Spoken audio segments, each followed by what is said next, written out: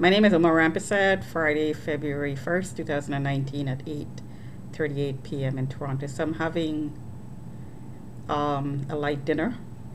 I'm having soup. Soup. It's uh, bone, bro- bone broth soup with cabbage, cilantro, garlic, a little bit of butter, oregano, and brown rice. So I'm going to take a sample of the radiation.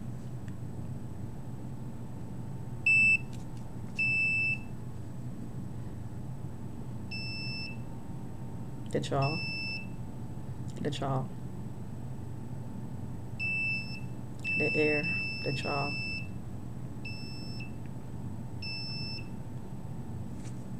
the throat, the jaw, the jaw. Because I started eating. The hand,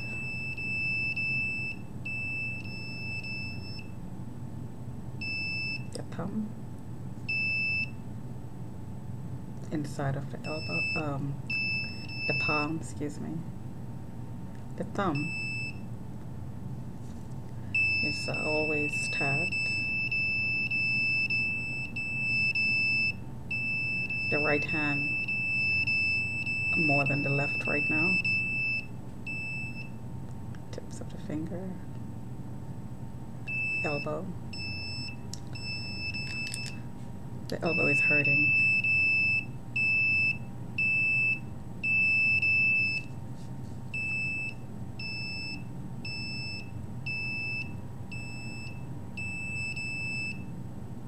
So the power is still on high.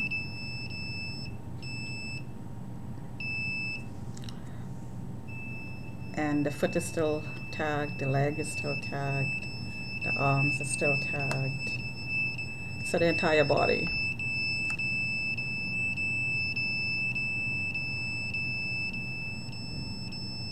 So somebody is continuously logged on and continuously scanning.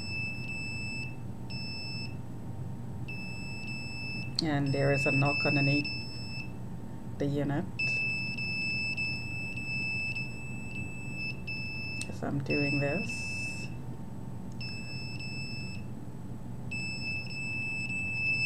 So there are comments that I heard today and on other days as well about the informants and some names that that are talked about. So what happens in this program that's being run is the informants collect the information and then they make it public through reports that goes to the cops. And it's public because the public is giving the information to the informant. So I hear comments like Surmad re-identified me as a prostitute. Of course I'm not. Certain people went and give evidence because I'm court registered by another person who took me out of the system 6-7 years ago, 2012-13, and there was a 5-year lease and he was renting or something like that. So renting me out, which is really trafficking. So there is, I talked in my tweets, ROSHINI 911, about this, about the trafficking that's taking place, and the collusion that is, I should say, suspected collusion that I think is taking place between the informant and the police. The informant gives the police quote unquote information, lies, and they verify it or they don't verify it. But once they sign off on the report, it seems that the report is deemed to be valid, truth, and then it's either put out in public or leaked to the public. I'm not quite sure how it's done, but it's definitely in the public arena based on the harassing comments I get about my private life, because I'm being monitored inside my home. Of course, there's a lot of laughter and a lot of jokes and a lot of insults anywhere I go. There is something, let me rephrase that. I, it is my gut feeling that there is a lot of truth in these harassing comments, because there are things that were done and said in workplaces that validates my suspicions. And I'm not going to go into too much detail. There's too much to talk about. So just to keep it brief, I heard that Badr Nizar espoused me and I'm divorced. I heard that Rick from Give and Go had joined me. I heard Surmad had joined me. And I heard other people had joined me, and then I'm not quite sure what the word is for nullifying the adjournment, but that's happened too. So this process would generate court documents, reports, and so on that can be pulled, could under subpoena, could be pulled. So the fact that somebody signed me out of the system, knowing that I was flagged, and passed me around to the people in the company to stalk and harass me to get information about me to report, to put in this report. And there seemed to be some sort of a standardized report that comes with me. And boxes needs to be ticked off, and these boxes are voted on. So I don't know what the details are, but I heard one of the things that is voted on is passports. I don't need a passport anymore. So I heard Surmad was a court qualifier. I heard my name was changed to Mohammed. I'm not sure whose name that is. Would be a police informant, an informant, I should say. So if informants are doing all these illegal things, of course, no disclosure. I'm not mentally ill. If somebody declared me mentally incapacitated, I heard my sister-in-law and my brother did that, my deceased brother. They did it fraudulently because they know I'm a target and they could do it and get away with it. And they don't have to tell me because I'm a target. So if they did that, then that's why they didn't tell me, because I'm a target.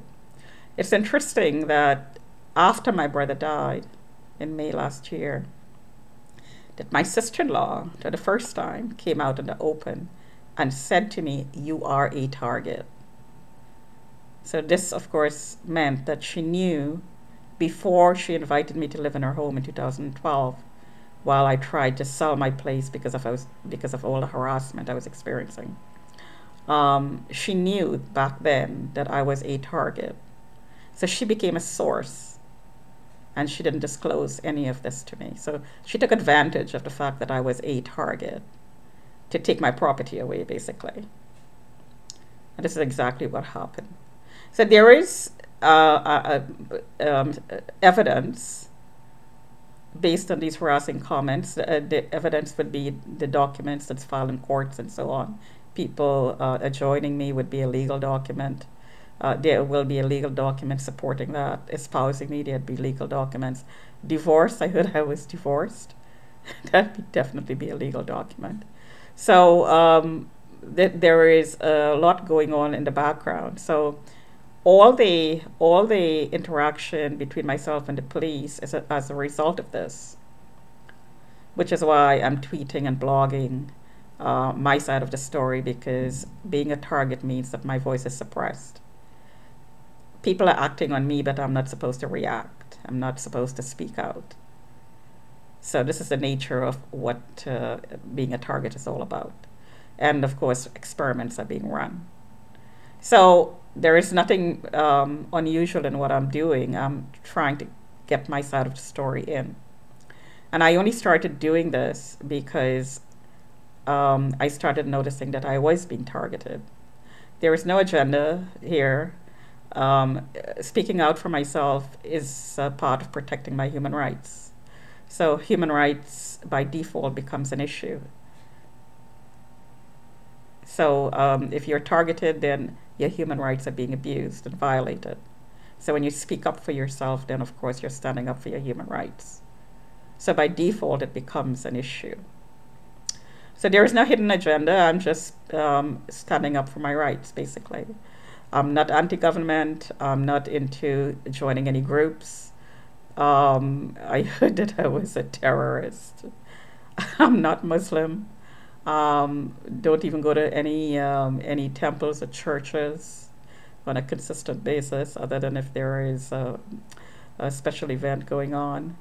I'm not particularly religious. I am spiritual.